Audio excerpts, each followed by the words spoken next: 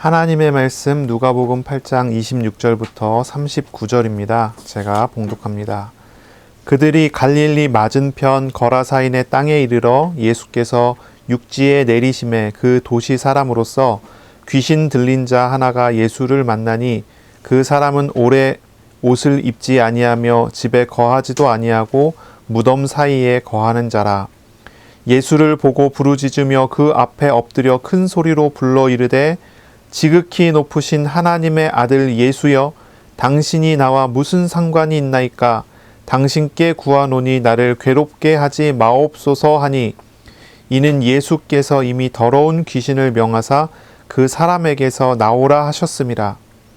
귀신이 가끔 그 사람을 붙잡음으로 그를 쇠사슬과 고랑에 매어 지켰으되 그 맨 것을 끊고 귀신에게 몰려 광야로 나갔더라. 예수께서 내 이름이 무엇이냐 물으신즉 이르되 군대라 하니, 이는 많은 귀신이 들렸음이라. 무저갱으로 들어가라 하지 마시기를 간구하더니 마침 그곳에 많은 돼지떼가 산에서 먹고 있는지라. 귀신들이 그 돼지에게로 들어가게 허락하심을 간구하니 이에 허락하시니, 귀신들이 그 사람에게서 나와 돼지에게로 들어가니 그 떼가 비탈로 내리달아 호수에 들어가 몰사하거늘, 치던 자들이 그 이루어진 일을 보고 도망하여 성내와 마을에 알리니, 사람들이 그 이루어진 일을 보러 나와서 예수께 이르러 귀신 들린 사람이 옷을 입고 정신이 온전하여 예수의 발치에 앉아 있는 것을 보고 두려워하거늘, 귀신 들렸던 자가 어떻게 구원받았는지를 본 자들이 그들에게 이르매 거라사인의 땅 근방 모든 백성이 크게 두려워하여 예수께 떠나 가시기를 구하더라. 예수께서 배에 올라 돌아가실새 귀신 나간 사람이 함께 있기를 구하였으나 예수께서 그를 보내시며 이르시되 집으로 돌아가 하나님이 내게 어떻게 큰 일을 행하셨는지를 말하라 하시니, 그가 가서 예수께서 자기에게 어떻게 큰 일을 행하셨는지를 온 성내에 전파하니라. 아멘. 오늘 말씀은 누가복음 8장 26절부터 39절입니다. 군대 귀신 들린 사람을 고치신 예수님이라는 제목으로 우리가 함께 말씀을 나누겠습니다.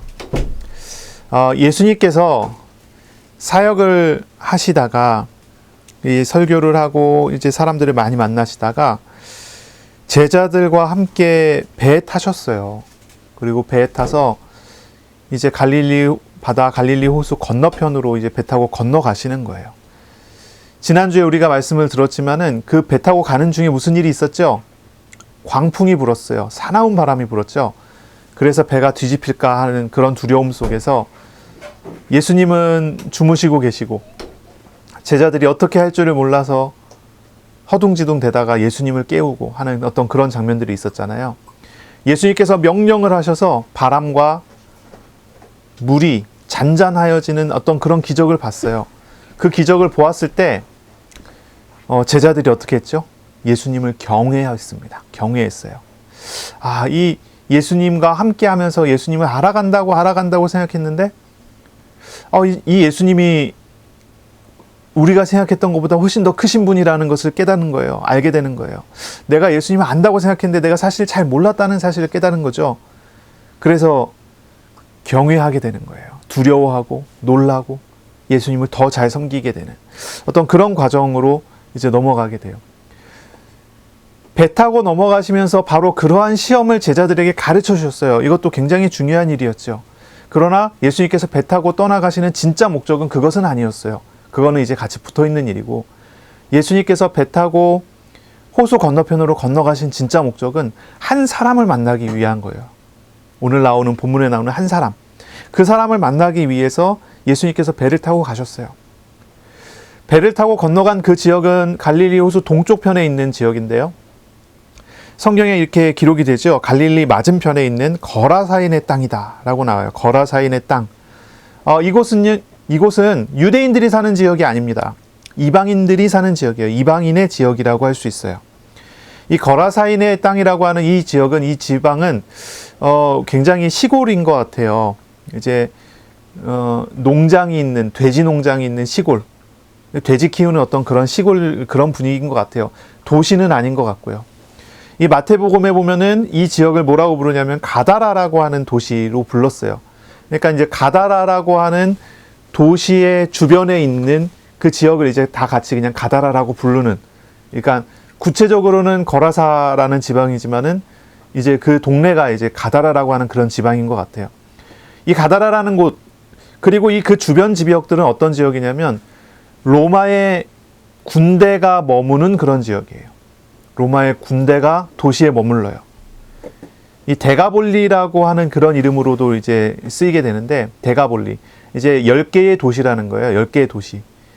이 10개의 도시에는 로마의 군인들이, 군대가 이제 머물러서 그 지역에 어떤 일어날 만한 반란이나 아니면 그런 문제들을 해결하기 위한 그런 그 머무는 도시인 거죠. 여기에는 로마의 군단이 머뭅니다. 군대. 그래서 우리가 레기온이라 하면은 약 6,000명 정도 되는 한 군단을 얘기하는데, 한 군단이 거기 머물러요. 어쨌든 예수님께서 들어가신 그 땅은 이제 이방인의 땅이에요. 사실 그동안 예수님께서는 이방인들의 많은 방문을 받기는 했지만 이방인의 땅에 직접 들어가서 사역하시지는 않았거든요. 예수님께서 이방인의 지역에 직접 들어가셔 사역하신 것은 이번이 처음 있는 그런 일이에요. 이 지역, 특히 이제 이 거라사라고 하는 땅은 이 이방인의 지역에서도 조금 더 특별한 지역이라고 할 수 있는데, 왜 그러냐면 이 지역은 유대인들이 봤을 때는 굉장히 부정한 땅이라고 생각할 만한 그런 곳인 거예요. 이방인 지역이라는 것도 유대인들에게 약간 꺼릴 만한 곳인데, 거기에 이 거라사라는 곳은 특히 돼지 키우는 지역인 거예요. 돼지를 키우는 지역. 유대인들에게 있어서 돼지라는 짐승은 굉장히 부정한 짐승이죠. 먹을 수가 없고요. 먹으면 안 되는 그런 짐승이잖아요. 그런 짐승을 일부러 키우는 동네, 그 돼지의 농장이 있는 동네란 말이에요. 여기에서 키워진 돼지들은 전부 이제 큰 도시에 로마 군대에 납품되어지는 그런 돼지들이었겠죠. 그런 동네인 거예요. 유대인들에게 있어서 이 지역은 이방인들이 모여 사는 지역이면서도 또 동시에 부정한 짐승인 돼지 키우는 농장이 있는 곳이에요. 그러니까요, 다시 말해서 이 유대인들이 방문할 만한 그런 곳이 아닌 거예요. 그런데 예수님께서 일부러 이 지역을 방문하러 가셨어요. 일부러 배를 타고 건너가셔서 거기에서 한 사람을 딱 만나시고, 그리고 다시 배를 타고 건너오셨어요. 이 한 사람을 만나기 위해 일부러 건너가서 방문한 그 지역이에요. 유대인의 입장에서는 이 지역은 방문할 만한 곳이 아니잖아요. 부정한 지역입니다. 부정한 사람을 특히 만나기 위해서 가는 곳이에요. 배 타고 거친 바람을 뚫고 예수님께서 굳이 그렇게 가셔야 됐을까 생각할 만한 그런 지역인 거예요. 근데 그곳에 가셨어요. 이건 다시 말해서 예수님께서 그 지역에 가셔서 만나야 되는 중요한 사람 있다는 거예요. 목적이 분명하게 있는 것이죠. 그래서 그 지역으로 예수님께서는 가시는 겁니다. 부정한 지역으로, 부정한 사람을 만나러 배 타고 거친 바람을 뚫고 그 지역으로 가십니다. 이 지역에 가셔서 예수님께서는요, 더러운 귀신 들린 사람을 만나셨어요. 더러운 귀신 들렸다는 얘기는 귀신이 더럽다는 이야기도 되고요. 귀신이 들어갈 만큼 더러운 죄악과 영적으로 아주 그냥 더러운 사람이었다는 그런 뜻도 돼요. 그런데 그냥 더러운 귀신이 아니라요, 군대 귀신이라고 그랬어요. 군대 귀신. 군대라는 단어는 레기온이라는 단어인데, 이게 아까도 방금 전에도 얘기했지만 6,000명 정도가 됐을 때 레기온이라는 단어를 써요. 군대라는 단어예요. 우리가 10부장 그러면 10명 모이는 거죠. 100부장 그러면 100명 모이는 거예요. 근데 군대 그러면요, 6,000명. 뭐 다른 주석에 보니까 한 5,600명 정도에서 6,000명 이렇게 얘기하는 것 같아요. 이제 그런 정도의 숫자가 한 사람에게 들어갔어요. 그런 정도의 숫자의 귀신이 한 사람에게 들어갔어요. 더러운 귀신이 들어갔어요. 군대 귀신이라는 그 귀신이 더러운 귀신이기도 하겠지만, 동시에 그런 귀신이 들어갈 만큼 이 사람은요, 아주 그냥 사단의 귀신의 틈이 큰 사람인 거예요. 더러운 삶, 죄악이 많은 삶, 얽매인 게 많은 삶을 사는 그런 사람인 거죠. 한두 귀신이 들어가서 이 사람을 휘두르는 정도가 아니라 6,000 귀신이 들어가서 이 사람을 휘둘러야 될 정도로 이 사람이 아주 그냥 굉장히 틈이 큰 사람이라는 거예요. 상처나 뭐 이런 것들이 큰 사람이라는 그런 뜻이에요. 이 부정한 지역에 특별히 부정한 사람, 이 더러운 귀신 들린 사람 예수님 만나러 가신 거예요. 이 사람은요, 유대인들에게는 가면 안 되는 장소, 특별히 부정한 장소인 무덤가에서 살고 있어요. 무덤가에서. 부정한 동물인 돼지들이 돌아다니는 그런 지역에 무덤가에서 살고 있는 그런 곳이에요. 그런 곳으로 예수님이 일부러 찾아가세요. 예수님께서는 배에서 내리자마자 이 귀신 들린 사람을 만나셨어요. 이 만나다라는 표현이 참 독특한 표현인데요. 우리 성경에는 만나다라고 되어 있는데 사실 이제 뭐 대적하다, 싸우다 이런 의미로 생각할 수가 있어요. 예수님께서 배에서 내리자마자 귀신 들린 사람을 만나 싸우셨어요. 대적하셨어요. 이 성경의 묘사에 따르면은 이 귀신 들린 사람은 어떤 상태에 있냐면요, 벌거벗었어요. 옷을 다 벗고요. 오랫동안 옷을 입지 않은 그런 상태. 그럼 얼마나 더러운 그런 모습을 가지고 있었겠어요. 그런 상태에서 뭐 때가 막 득실득실 막 시커멓게 막 그렇게 있지 않았겠어요. 그런 상태에서 광야의 무덤 사이에서 사는 그런 사람이에요. 이 사람은 귀신에 들려서 귀신에게 사로잡혀서 이해하지 못하는 행동과 일을 하는 그런 사람이에요. 이 거라사 지방의 사람들이 이 사람을 어떻게 해보려고 쇠사슬과 고랑으로 이 사람을 묶어버리기도 했었어요. 하지만 이 귀신의 능력으로 괴력을 발휘해서 그걸 다 끊어버리고 돌아나오는 겁니다. 돌아다니는 겁니다. 이 사람은 거라사 지방의 거의 모든 사람이 다 아는 사람이에요. 어떤 방법으로도 제어가 불가능한 사람인 거죠. 특히나 이제 마태복음의 이 부분에 대해서 이제 살펴보면 뭐라고 나오냐면 이 사람은 무덤들가에서 거주하면서 그곳에 머물면서 그곳을 지나가는 사람마다 시비를 걸어갖고 사람들이 그곳을 지나가지 못하도록 회방하는 그런 사람이었다고 얘기를 해요. 거기에 이제 배가 설 만한 곳이 있었나 보죠. 그래서 예수님께서 배를 타고 거기에 내리셨잖아요. 내리자마자 만났다라고 하는 거 보니까 그곳에 이제 배 타고 움직이는 곳이 있는 것 같은데 그 통로를 이용하지 못하도록 아예 막아버리는 그런 일을 하지 않았을까 싶어요. 그러다 보니 이 사람은요, 거라사 사람들이 생각했을 때 너무나 이제 그 피해를 많이 주니까 묶어야 되는 사람. 근데 묶을 수도 없고 괴력을 발휘하니까 어떻게 할 수가 없어서 방치하는 상태인 거죠. 근데 나중에 이제 보니까 이 사람이 거라사 지방에만 알려진 게 아니라 가다라 지방을 포함해서 이제 데가볼리에 전체에 알려진 그 유명한 사람인 것 같아요. 그런 사람이에요. 어떤 방법으로도 이제 제어가 불가능한 바로 그런 사람. 누가는요, 오늘 읽은 본문에 7번에 반복해서 이 사람에 대해서 정의하기를 뭐라고 하냐면 귀신 들렸다라고 정의를 했어요. 7번에 반복해서 얘기하는 거예요. 귀신 들렸다라고 하는 그런 표현을 쓰는 거예요. 이 귀신 들린 병이라는 것은 어떤 겁니까? 우리가 일반적으로 생각하는 조현병하고는 달라요. 그러니까 정신분열증하고는 다른 것입니다. 누가는 의사입니다. 의사로서 의사의 진단을 내리기를 이 사람은 귀신 들렸다. 그것도 7번에 반복해서 이야기를 한 거죠. 귀신 들림은 정신분열증하고는 달라요. 정신분열증, 이제 조현병 자체는 인간의 내적인 문제잖아요. 내적인 문제입니다. 이제 뇌의 문제이고 호르몬의 문제이고 여러 가지가 이제 막 뒤섞인 그런 문제이겠죠. 제 자세는 모르겠습니다만은. 이 조현병 자체는 내적인 문제예요. 바깥에서 어떤 영향을 받았던 그것이 내적으로 문제돼 갖고 나오는 것이 조현병입니다. 하지만 이 귀신 들림 문제는 이런 거하고는 달라요. 이건 귀신 들림은 내적인 문제로 인한 것이 아닙니다. 외적인 문제로 인한 거예요. 외적인 거예요. 바깥에서 들어온 문제입니다. 영적인 존재인 귀신의 영향으로 문제가 온 사람, 영적인 존재인 귀신이 그 사람에게 파고 들어와서 그 사람을 장악하게 되는 그런 문제를 우리는 귀신 들림이라고 하는 그런 표현으로 쓰는 거예요. 이렇게 귀신 들린 사람은 치유하는 것은 간단하죠. 귀신 쫓아내면 돼요. 귀신이 나가버리면 됩니다. 귀신이 나가면 그 사람이 정상이 되죠. 그것으로 우리는 이제 이것이 귀신 들린 문제라는 것을 확실히 알 수 있어요. 조현병 같은 경우는요, 그 상황이 달라요. 상황이 달라요. 그런 사람은요, 약을 먹고 치료를 받아야지 정상적인 생활을 할 수 있도록 돌아올 수 있는 그런 사람이죠. 근데 귀신 들림하고는 이게 좀 다른 문제이기 때문에 이것은 좀 구분해서 생각할 필요가 있는 거예요. 이 부분에 관련된 책이 한 권 있는데, 의사로서 이제 목사님이 되신 분으로서 이제 김진이라는 분이 있어요. 그분이 쓴 책 중에 옛날 책인데요. 귀신 정신분열증에 대하여 나누고 싶은 이야기라는 책인데, 그 책에 보면은 이거를 구분하는 방법과 이런 내용들에 대해서 좀 이제 기록이 되어 있습니다. 참고로 하실 만한 그런 책이고요. 어쨌든 그렇습니다. 이 귀신 들린 증상, 이 귀신 들린 사람을 예수님께서 만나 주시는 것입니다. 이 귀신이라는 존재는 어떤 존재일까요? 어떤 존재죠?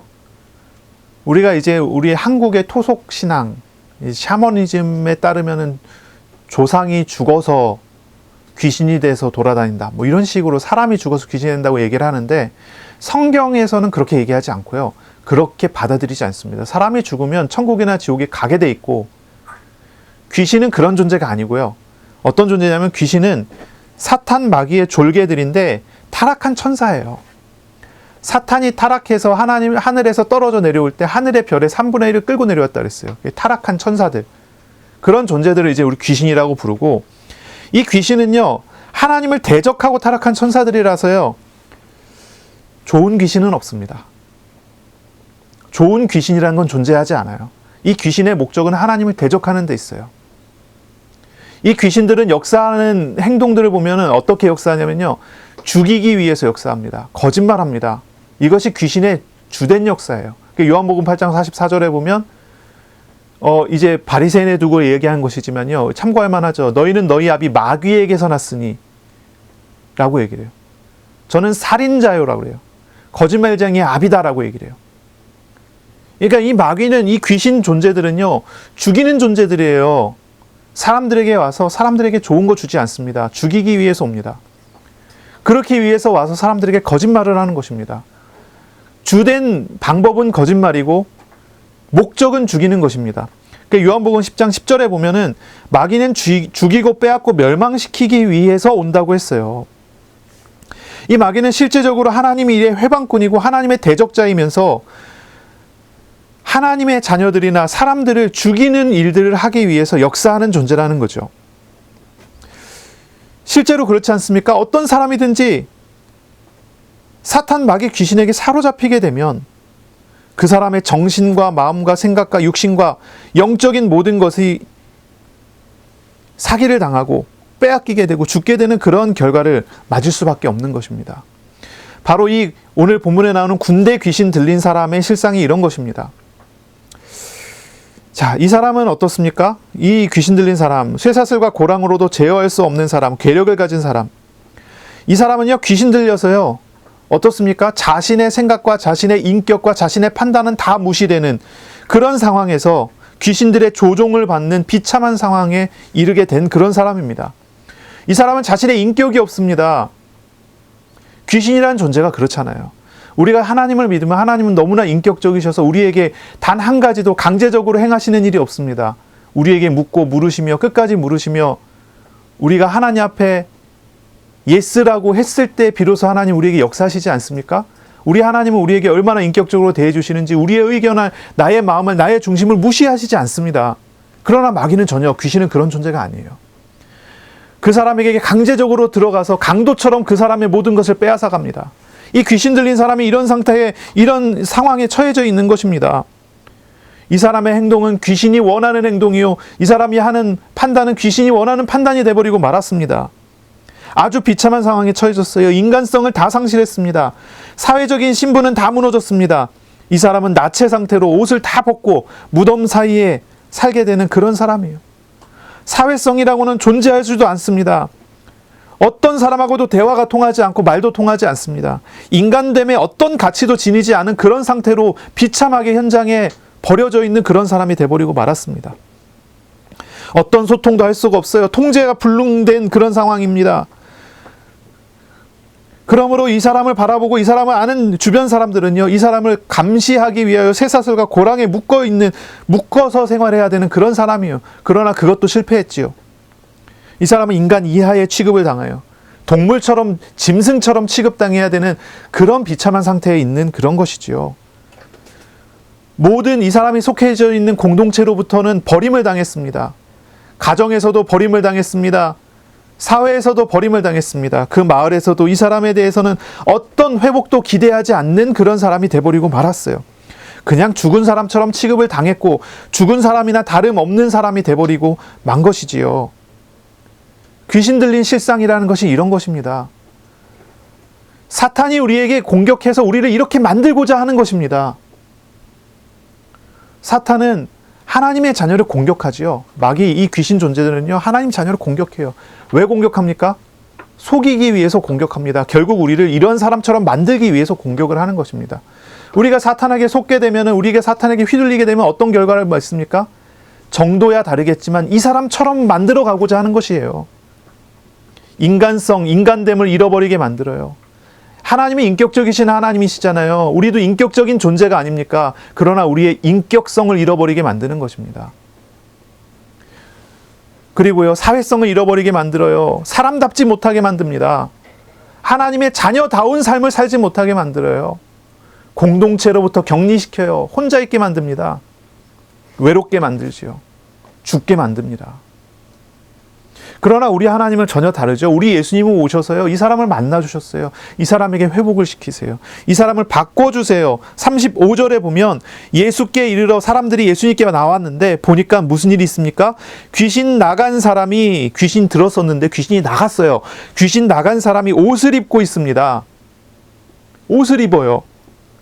정신이 온전해졌습니다. 거기에 예수의 발치에 앉아 예수님의 말씀을 듣고 있습니다. 변화가 되는 것이지요.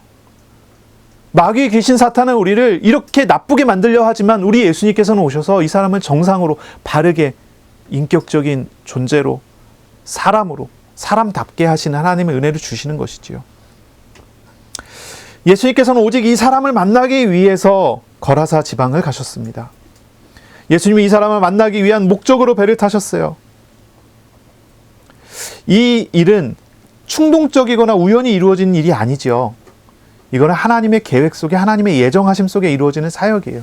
예수님께서 목적하시고, 목적을 딱 가지시고 딱 그 시간에 맞춰 배를 타고 건너가서 그 사람을 만나신 거예요. 가장 중요하고 가장 정확한 시간이었겠지요. 사실 이 거라사 지방은 유대인들에게는 아무 관계가 없는 그런 지역이라고 했잖아요. 하지만 예수님께서는 거기를 꼭 가셔야 됐던 거예요. 그럼 한번 생각해 보실 필요가 있어요. 그럼 이 귀신 들린 사람이 어떤 대단한 학자였을까요? 그래서 예수님 만나러 가셨을까요? 아니면 대단히 도덕적이고 윤리적인 사람이었을까요? 아니면 이 사람이 굉장히 그 시대의 뭐 고위 공직자라고 하는 어떤 그런 유력한 집안의 자제 정도 되는 그런 사람이었을까요? 자녀였을까요? 아니잖아요. 우리가 당장 대충 봐도 우리가 이해할 수 있잖아요. 이 사람은 그런 사람이 아니에요. 아주 오랜 시간 귀신 들려서 무덤가에 거하던 사람이란 말이에요. 아무런 가치가 없어 보이는 그런 사람 아닙니까? 어떤 가치도 찾기 사실 어려운 사람이에요. 성경의 표현 그대로 한다면 이 사람은 더러운 귀신 들린 사람이에요. 어쩌면 큰 죄를 짓고 있는 그런 죄인이라고 생각할 수도 있는 그런 사람이겠죠. 어떻게 생각하면 굉장히 비효율적이지 않습니까? 굉장히 비효율적이지 않습니까?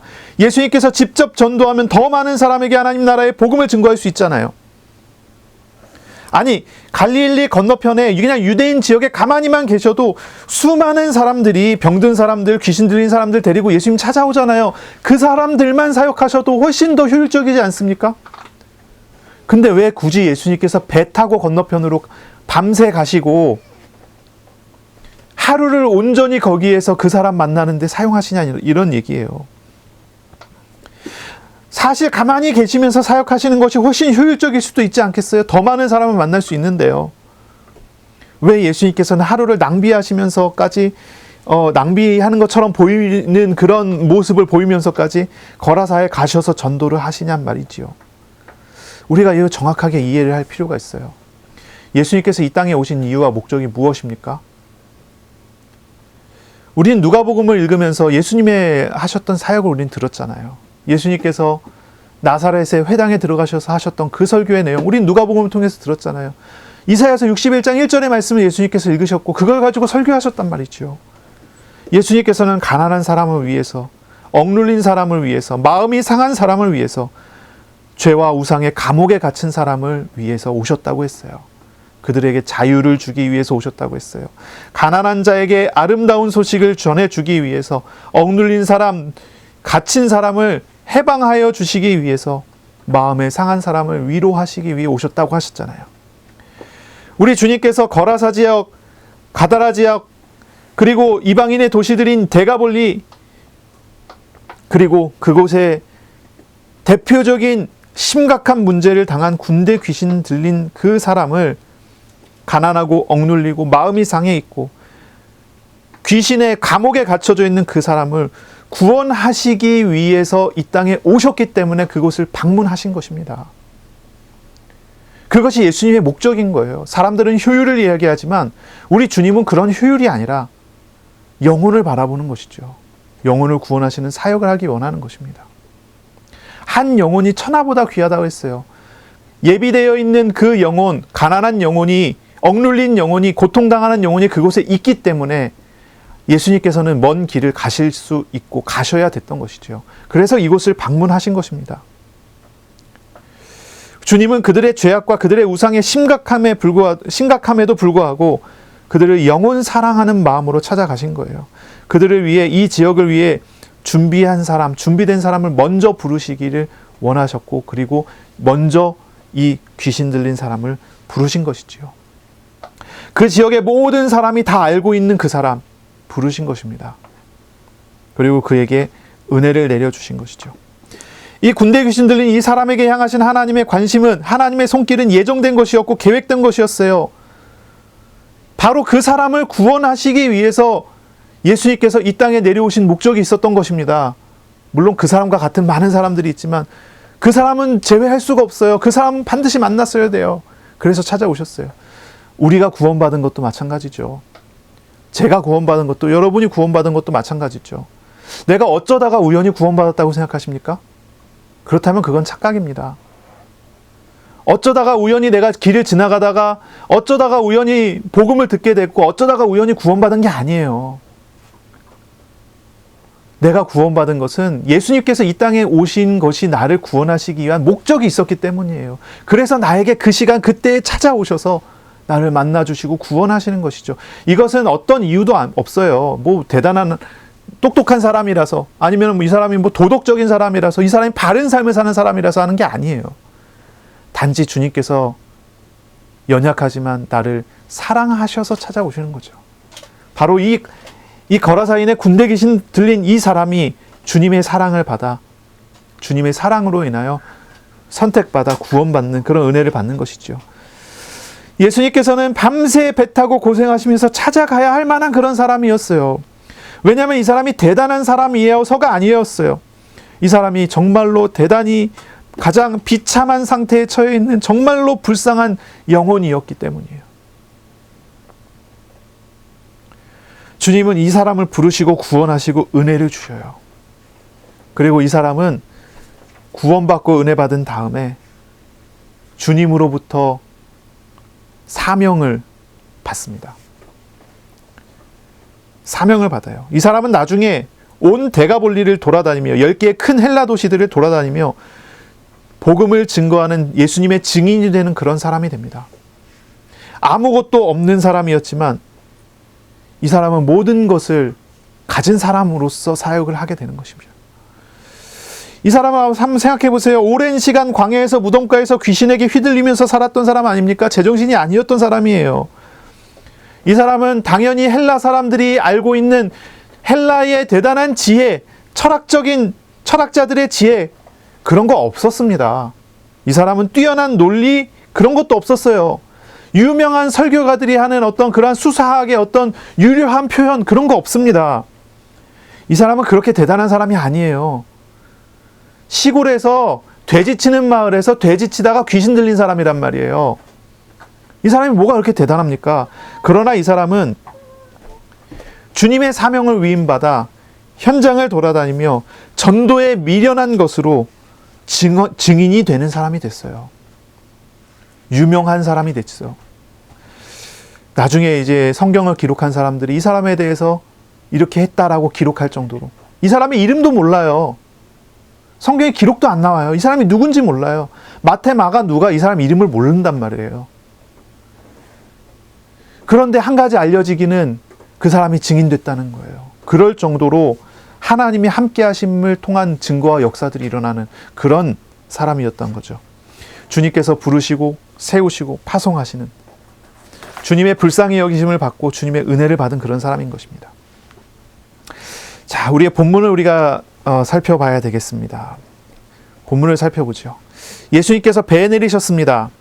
27절에 예수께서 육지에 내리셨어요. 이 사람을 만났습니다. 귀신 들린 사람을 만났어요. 싸웠다고 그랬죠. 대적했다고 그랬죠. 마태복음 8장 28절에 이 사람은 매우 사나워서 아무도 길을 지나가지 못하게 회방하는 행동을 하던 그런 사람이라 그랬어요. 이 사람이 이 사나운 행동을 가지고 그 괴력을 발휘하는 그런 괴력을 가지고 예수님을 딱 맞닥뜨렸던 것입니다. 그때 예수님께서 이 더러운 귀신을 명하여 그 사람에게서 나오라라고 명령하셨습니다. 그때 이 귀신 들린 사람이 엎드렸습니다. 예수님 앞에 엎드렸습니다. 그리고 예수님께 큰 소리로 외쳤습니다. 이렇게 외칩니다. 지극히 높으신 하나님의 아들 예수여, 당신이 나와 무슨 상관이 있나이까? 당신께 구하노니 나를 괴롭게 하지 마옵소서. 아니, 이 귀신 들린 사람이 예수님을 어떻게 알고 예수여라고 부릅니까? 보자마자 아는 거예요. 이 귀신이죠. 귀신의 역사죠. 귀신의 어떤 그런 거죠. 당신이 나와 무슨 상관이 있나이까? 라고 불러요. 외치는 거예요. 당신께 구하오니 나를 괴롭게 하지 마소서. 이 귀신은요, 예수님의 명령을 거스를 수 있는 능력이나 힘이 없어요. 그렇기 때문에 이 귀신은요, 예수님을 대적하는 말을 하지 못합니다. 예수님과 싸우지 못합니다. 예수님의 명령하시니까 엎드리는 거 외에 이 사람이 할 수 있는 게 없습니다. 이 귀신이 할 수 있는 게 없어요. 그래서 단지 이 귀신이 하는, 요청할 수밖에 없는 것입니다. 말할 수밖에 없는 것입니다. 뭐라고 하냐면 나가라고 했으니까 제발 저를 그냥 내버려 두시면 안 됩니까? 라고 요청을 하는 거예요. 그렇게 얘기하는 거예요. 당신이 나와 무슨 상관이 있나이까? 내가 당신께 정말로 구하겠습니다. 나를 괴롭게 하지 마시고 이대로 있게 해주세요. 귀신이 하는 말은 그거밖에 없어요. 그러나 우리 주님께서는 허락하지 않습니다. 허락하지 않아요. 그러니 그 다음 말로 외칩니다. 그 다음 말로 요청합니다. 뭐라고 합니까? 무저갱에 들어가라 하지 마시기를 간구합니다. 31절이죠. 무저갱에 들어가자 하지 마시기를 간구합니다. 무저갱이 어디입니까? 사탄 마귀 귀신을 위해 준비된 감옥이 무저갱이죠. 다시 말해서 이 귀신이 예수님 앞에 엎드려서 처음에는 나 그냥 내버려 두시면 안 될까요? 제발요. 안 되니까. 그 다음에는 저 무저갱에는 안 들어가게 해주시면 안 될까요? 저 제발 살려주세요. 저 죽기 싫어요. 이러는 거예요. 이 귀신이 하는 말이에요. 그러나 그것도 안 되니까요. 마지막으로는 돼지떼를 보고 돼지떼라도 들어갈 수 있도록 해달라고 부탁을 하죠. 예수님께서 돼지떼에 들어가는 것을 허락하셨어요. 이제 마가복음에 보니까 똑같은 장면에 돼지떼가 2,000마리 정도 있었대요. 2,000마리 정도. 그래, 이 귀신들이 이 군대 귀신이니까 6,000마리 정도 되는 귀신떼 아닙니까? 이 6,000마리 되는 귀신떼가 2,000마리에 들어갔으니 돼지 한 마리당 3마리씩 들어간 거죠. 돼지들이 물로 다 뛰어 들어갔어요. 돼지떼가 몰살돼서 2,000여 마리가 다 죽었습니다. 2,000마리 그러면 굉장히 그 숫자가 커 보이지요. 커 보이지만 사실 이제 마을의 공동재산이었다라고 생각한다면, 또 귀신 들린 사람이 그 지역에서 지속적으로 피해를 줬다라고 생각한다면 그렇게 그 마을에 있어서는 큰 피해는 아니었을 거예요. 그 마을에 있어서는 큰 피해는 아니었을 걸로 이제 추산을 할 수가 있어요. 이제 그 10개의 큰 도시에 납품하는 그런 이제 돼지 농장을 가지고 있는 지역이었기 때문에 귀신 들린 사람에게 영향을 주었던 귀신이 완전히 떠났음을 보여주는 증거가 필요하잖아요. 그렇죠? 이 사람이 옷 입고 제정신인 것처럼 돌아다녀도 사람들이 생각할 거 아니에요. 아, 저 사람 잠시 제정신 돌아왔나 보다. 그래도 피해야 되잖아요. 왜냐면 어느 날 갑자기 또 귀신이 막 발작을 하기 시작하면 다 뒤집어 엎을 테니까. 뭐 귀신 들린 사람이라고 해서 항상 이상한 건 아니잖아요. 좋았다 나빴다 하다가 나중에 확 가잖아요.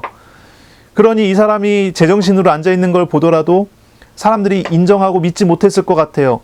그러니 이런 일이 벌어진 것이 필요한 거죠. 귀신에게 영향을 이 귀신 들린 사람에게 영향을 주던 귀신이 완전히 떠났다는 것을 보여주는 증거가 필요해요. 바로 그런 증거로서 돼지떼들이 몰살당하는 그런 증거가 일어난 거죠. 이건 단순한 일, 작은 일이 아니기 때문에 온 동네에 다 소문이 퍼졌습니다. 거라사 지방과 온 데가볼리에 증거가 되는 그런 일이 됐죠. 이 사람은 귀신이 완전히 나갔다고 하는 증거를 가진 사람으로 되고, 그리고 이 사람은 이제 예수님의 증인이 될 만한 많은 것들이 갖춰지는 그런 사람이 된 거죠. 바로 이런 과정들을 통해서 예수님께서는 이 사람을 구원하시고, 귀신을 쫓아내시고, 예수님을 영접하여 구원하시고 제자가 되게 하실 뿐만 아니라 이 사람의 사회 생활, 공동체 생활, 모든 인격적인 생활이 가능한 모든 것에 대해서도 회복을 선포하시는 일을 여기서 이루신 것이죠. 우리 주님의 사역은 이렇게 아주 그냥 놀랍습니다. 배려하시고 준비하시고 은혜 주시고 모든 것을 완벽하게 만들어 가시죠. 우리가 속지 아니하고 우리가 예수 그리스도 한 분만으로 충만한 은혜를 누리며 살아가게 된다면 우리는 당연히 우리 주님께서 우리에게 베풀어 주시는 놀라운 은혜 속에서 회복되어지는 과정 속에서 살 수 있게 되는 것이죠. 또 귀신의 외쳤던 내용들을 한번 생각해 보세요. 귀신의 외쳤던 내용들. 이 모든 내용들을 보세요. 이 귀신은요, 주님의 권세 앞에서요, 어떤 행동도 하지 못해요. 모든 행동조차도 예수님께 허락받지 않으면 하지 못하는 그런 상황이죠. 이런 모든 내용들을 봤을 때 귀신은 예수님의 권세 아래에 있음을 다 보여주는 거예요. 권세 그 밑바닥에 있는 것입니다. 예수님의 권세 밑바닥에. 사실 마귀, 귀신, 사탄은요, 이 사탄하고 마귀는 똑같은 이름이죠. 사탄하고 마귀는 똑같은 이름이에요. 사탄은 대적자라는 뜻이고 마귀는 이제 그 디아볼로스라고 해갖고 헬라어, 이게 번역본이라고 생각하면 돼요. 사탄은 히브리어, 헬라어로 번역하기는 마귀라고 번역을 하는 거죠. 그래서 사탄 곧 마귀, 귀신 이런 존재를 같이 이제 불러요. 요한계시록 12장 9절인가 보면은 옛 그 큰 용이 내어 쫓기니 용이 나오는데 이는 옛 뱀 곧 마귀라고도 하고 사탄이라고 하는 존재다라고 얘기 나오죠. 사탄, 마귀, 그리고 첫사람 아담과 하와를 속였고 타락하게 만들었던 뱀, 이게 한 존재예요. 그리고 그 존재의 쫄개들이 다 이제 귀신들인 거죠. 예. 이 사탄, 마귀, 귀신은 주님 앞에서 아무것도 아닌 존재인 거예요. 그 이름이 이야기하기를 마귀는 뭡니까? 속이는 자, 거짓말장이에요. 거짓말장입니다. 우리의 연약한 부분, 죄성과 우상을 파고들어서 속아서 스스로 넘어지게 만드는 것이 마귀의 목적이죠.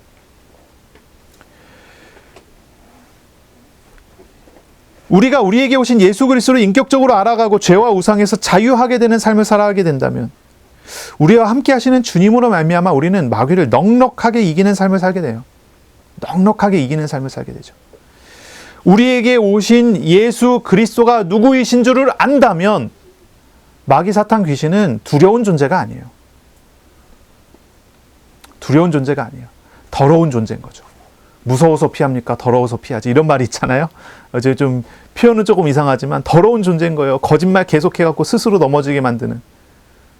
이 마귀는 어떠한 능력으로도 우리의 털끝 하나 건드리지 못해요. 하나님이 허락하시지 않는다면 어떤 일도 벌어지지 않아요. 마귀는 그런 존재예요. 우리가 영적인 싸움을 해야 되는데요. 잘 이해해야 돼요. 영적인 싸움을 해야 되는데요. 사실 사탄과의 싸움은 끝났어요. 끝났어요. 예수님께서 이미 승리하셨고 마귀의 머리통을 이미 박살내셨고, 그렇죠? 이미 승리하신 예수님이 우리와 함께 하세요. 영적 전쟁의 모델이라고 하면은 구약 성경에 나오는 여러 전쟁들이 나오는데요. 한번 잘 생각해 보세요. 구약에 나오는 전쟁들 사람들이 싸워서 이깁니까? 아니요. 하나님이 싸우세요. 그래서 우리가 시편을 읽으면 나오지만 어떤 찬양이 나옵니까? 전쟁은 하나님께 속해 있다라고 하는 고백들이 나와요. 하나님의 자녀들은 뭐 하면 됩니까? 하나님의 싸우심을 알고 주님 인도받으면 돼요. 영적 싸움이 마찬가지입니다. 영적 싸움이 바로 그런 것입니다. 우리는 주님과 함께하는 거예요. 주님이 우리의 인생 가운데 일하시고 싸우시고 역사하시는 것을 보며 주님과 동행하는 삶을 살면 돼요. 마귀, 사탄은 그렇게 대단한 존재가 아닙니다. 우리 주님을 바라보고 나아가야 합니다. 우리가 정말로 싸워야 할 대상은 무엇이냐면 마귀 사탄이 아니고 마귀 사탄이 틈타고 들어오는 죄와 관련된 것이에요. 죄, 우상, 상처. 우리가 싸워야 할 것은 그것입니다. 죄에서 돌이켜 주님 앞에 나아가고 우리의 죄를 짊어지신 우리 주님께로 나아가는 거예요.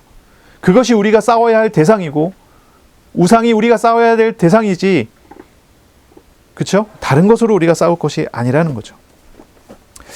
자, 여기 성경의 오늘 본문에 아주 중요한 부분이 하나가 나오는데요. 얘 뒤로 좀 빼갖고 이야기를 하는 것입니다. 중요하기 때문에 우리가 또 표현을 하는데 30절을 한번 보실까요? 30절. 우리 한번 같이 읽겠습니다. 시작. 예수께서 내 이름이 무엇이냐 물으신즉 이르되 군대라 하니 이는 많은 귀신이 들렸음이라. 예수님께서 이름을 물어보세요. 이름을 물어보세요. 예수님께서 그 사람에게 이름을 물어보세요. 근데 그 사람의 이름을 우리가 결국은 알지 못하게 됐죠. 이 이름을 물어보시는 목적이 한 두 가지 정도로 생각할 수 있어요. 첫째는 뭐냐면 이 사람에게 들려있는 귀신의 정체를 밝히는 것이 목적이 될 것입니다.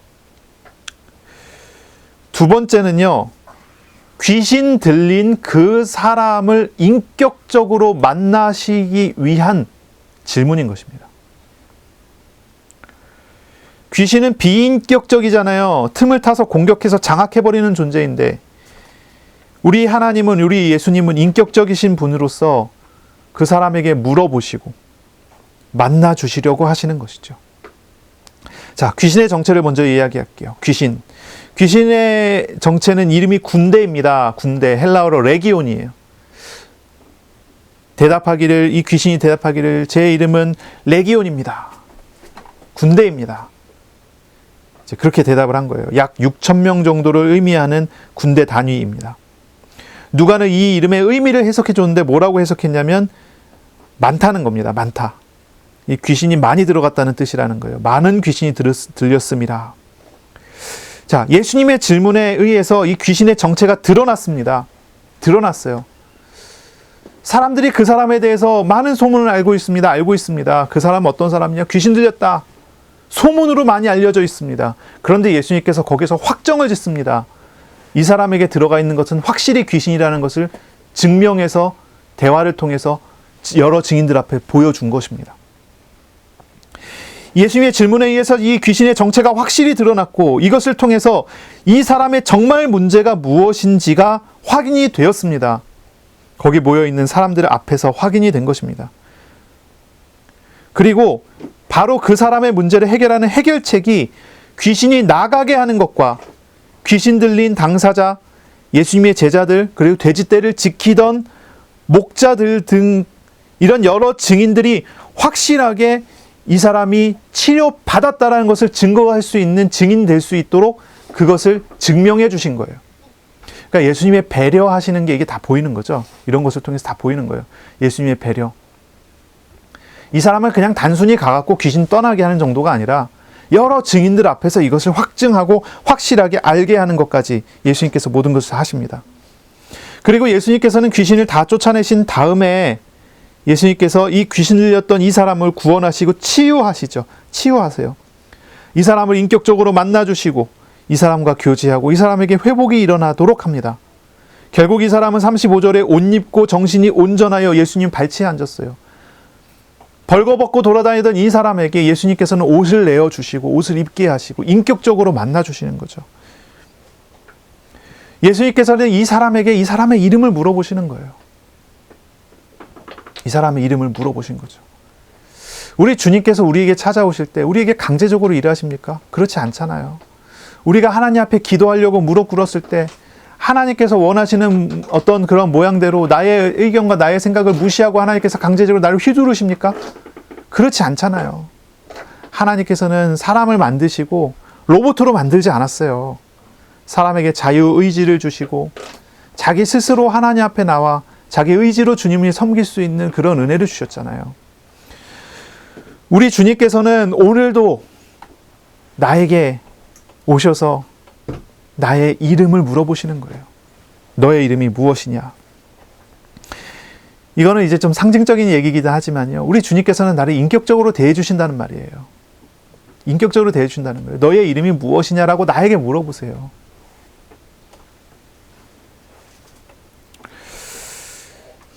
사람들 중에 가끔씩은요, 무리들 속에 섞여서 개별적인, 그러니까 하나님과의 인격적인, 이제 개인적인 만남과 교제가 안 되는 사람들이 간혹 많아요. 조금 있는 게 아니라 많더라고요. 무리 중에 하나님은 되는데 나의 하나님이 안 되는 거예요. 교회 나와서 함께 이렇게 기도하자 그러면 기도가 되는데 혼자서 집에 앉아갖고 외로이 쓸쓸히 앉아있으면 TV가 나의 하나님이 되지 하나님 앞에 무릎 꿇고 하나님 찾지를 않아요. 나의 하나님이 잘 안 되는 거예요. 개인의 하나님이 잘 안 되는 거예요. 물론 무리 속에 섞여서 받을 수 있는 은혜도 분명히 있을 수 있어요. 하지만 이제 개인적인 하나님과의 교제가 없는 그 무리 중에 나타나는 은혜는 정상적인 건 아니에요. 이런 사람은 하나님과 나와의 인격적이고 개인적인 만남의 시간을 반드시 회복을 해야 돼요. 그리고 지금 오늘 주님의 질문이 바로 그러한 회복의 시작이 되었으면 좋겠어요. 우리 주님은 나에게 물어보세요. 나에게 물어보세요. 나 개인에게 물어보세요. 너의 이름이 무엇이냐? 나에게 옷을 입혀주시고 나와 함께 하시고 나와 동행하시기를 원하시는 것입니다. 특히 우리 하나님을 만나는 만남의 시간, 개인적인 교제가 이루어지는 시간, 하나님의 말씀을 묵상함으로 이것이 회복되어야 합니다. 그런 은혜가 있으시기를 바랍니다. 아멘. 그리고 난 다음에 이제 이 사람이 회복되고 난 다음에 어떻습니까? 이 돼지들이 때로 이제 바다에 뛰어들어서 갈릴리 바다에 뛰어들어서 돼지들이 때로 죽어버리니까 그 돼지들을 치던 목동이요 막 돌아갑니다. 사람들한테 갑니다. 성으로 돌아갑니다. 사람들을 부르러 갑니다. 아, 우리의 잘못이 아니에요. 우리가 잘못해서 돼지들이 다 죽은 거 아니에요. 뭐 이렇게 변명하려는 마음도 있었겠지만 너무나 신기한 걸 본 거 아닙니까? 귀신 들렸던 그 사람이 나았습니다. 예수님이라는 분이 오셨는데 이런 일이 벌어졌습니다. 막 가갖고 사람들을 막 불렀어요. 그래서 동네 사람들이 그 소식을 듣고 예수님 앞에 나온 것입니다. 다 나왔습니다. 다 나왔어요. 많은 사람들이 그 앞에 나왔습니다. 그리고 그 자리에서 뭘 봤냐면 바로 그 사람, 귀신 들렸던 그 사람이 치유받고 앉아있는 걸 본 거예요. 그 목동들이 외쳤던 그 말이 사실이라는 걸 본 거예요. 정말로 귀신들이 돼지떼에 들어가서 바다에 떨어졌다는 것을 알게 된 거예요. 저 사람이 진짜 치유받았구나라는 걸 안 거예요. 그때 이 사람들은요, 두려워 떨기 시작합니다. 두려워서 떨기 시작해요. 그리고 요청합니다, 예수님께. 예수님, 이곳을 떠나 주십시오. 우리 땅에서 나가 주십시오. 이 요청을 하는 거예요. 아니, 바람과 바다가 잔잔해지는 것을 봤었던 예수님과 함께 있었던 배 탔던 사람들은 예수님을 경외하게 되고 기적을 보고 두려워하며 경외하게 되고 우리 예수님을 바라보면서 예수님을 더욱 따르게 되잖아요. 예수님을 더 알아가기를 원하게 되잖아요. 그런데 이 사람들은요, 예수님 더 이상 알기 원하지 않아요. 놀라운 기적, 표적이 나타났어요. 하나님의 나라가 임하고 귀신이 떠나가게 되고 주님의 통치가 이루어지는 환경이 됐습니다. 그러나 이 사람들은 주님의 통치를 거절하고 나가라고 하는 거예요. 나가세요. 나가주세요. 그러는 거예요. 왜 그렇습니까? 이 사람들이 본 것이죠. 본 거예요. 뭘 봅니까? 예수님의 행하시는 기적과 일들을 통해서 자신들의 재산과 자신들의 처지에 변화가 있을 것을 보는 거예요. 그래, 손해볼까 두려워 예수님 나가달라고 하는 거예요. 이 사람들은요, 놀라운 기적과 표적을 보았지만 예수님을 구주로 믿기보다는 자신이 지금까지 누려왔었던 돼지 농사의 이득이죠, 이득. 돈 버는 거, 경제적인 거. 그걸 더 추구한 거죠. 그걸 더 얻으려 한 것이죠. 예수님께서는 그 말을 들으시고 그냥 떠나십니다. 떠나세요. 아직도 이 이방인들은 예수님을 영접할 준비가 되어 있지 않은 그런 모습인 거죠. 그러나 어느 날 시간표가 되어 그곳에 복음이 증거되는 그런 일이 있게 될 것입니다. 하지만 이제 귀신 들림에서 치유받은 바로 이 사람, 귀신이 나간 이 사람은 예수님을 떠나지 않습니다. 예수님과 함께 있기를 원합니다. 주님과 함께 하기를 원합니다. 하지만 예수님께서 이 사람을 데려가지 않으시고 오히려 그 지역의 선교사로 파송을 하시죠. 예수님 말씀은 이렇습니다. 집으로 돌아가 하나님이 행하신 큰 일을 증언하라라고 말씀하셨어요. 바로 이 귀신 들렸던 사람이 경험한 하나님의 큰 일. 하나님의 큰 일 무엇입니까? 하나님의 큰 일이 무엇입니까? 귀신이 나간 것도 큰 일이죠. 그렇죠? 그러나 정말 큰 일이 무엇입니까? 더러운 군대 귀신 들린 나를 인격적으로 만나주신 하나님, 예수님을 내가 만났다고 한 것 아닙니까? 바로 그 큰 일을 증언하라라고 말씀하세요. 그리고 이 사람으로부터 데가볼리라고 하는 이 10개의 큰 헬라 도시의 선교가 시작이 된 것입니다. 그리고 예수님은 다시 유대인 지역으로 돌아가시지요. 참 놀라운 사건이고 놀라운 일이 아닙니까? 저와 여러분, 이번 한 주간 정말입니다. 주님과의 인격적인 교제와 만남, 개인적인 하나님과의 교제가 회복되는 그런 은혜가 있으시기를 바랍니다.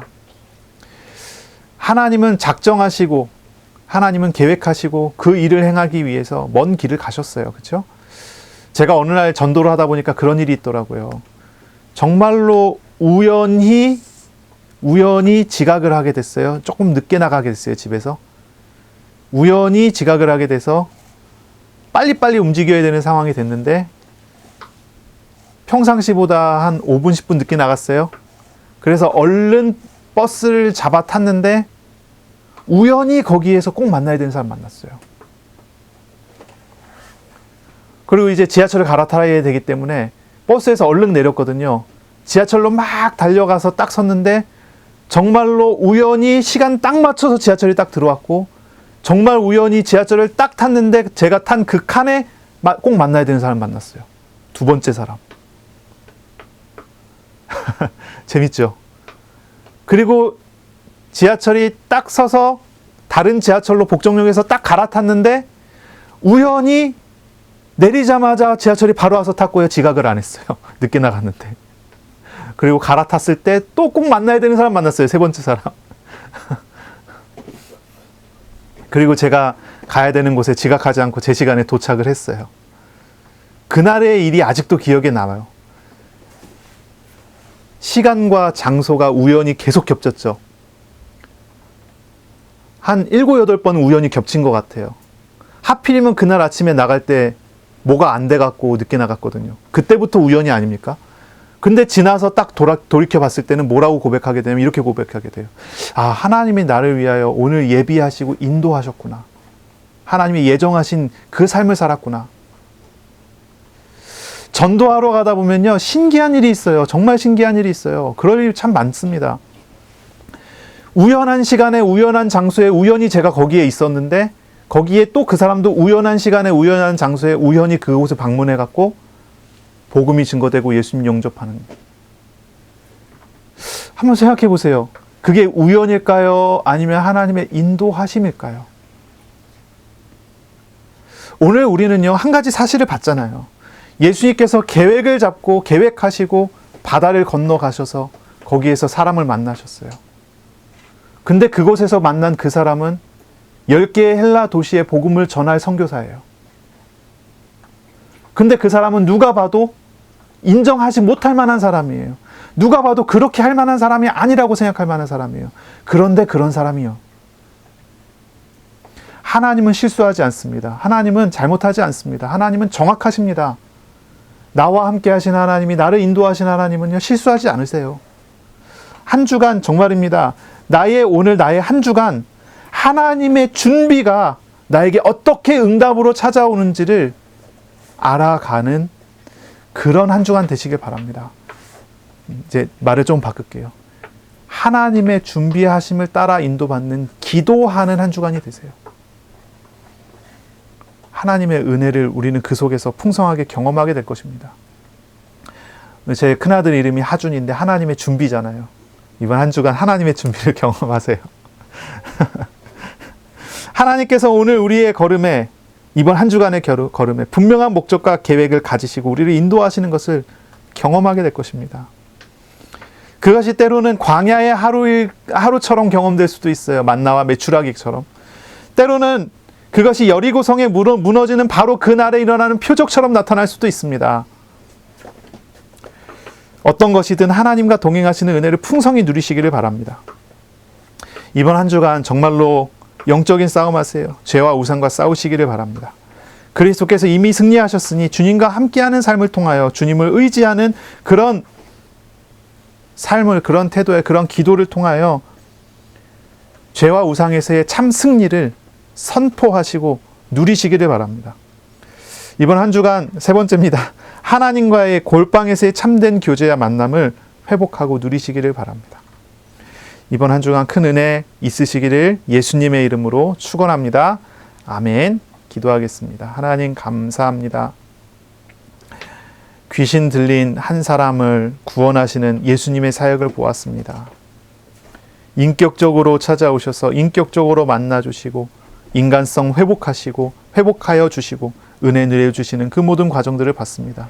하나님 이번 한 주간 우리 사랑하는 하나님의 사람들, 우리 성도들에게 하나님의 놀라운 만남을, 축복을, 은혜를 부어주시기를 원합니다. 인격적인 교제가 이번 한 주간 우리 성도들 사이에서 회복되게 하여 주옵소서. 예수 그리스도의 이름으로 감사하며 기도하옵나이다. 아멘. 우리 구주 예수 그리스도의 은혜와 하나님의 사랑하심과 성령의 교통하심이 이제로 영원까지 항상 함께 있을지어다. 아멘.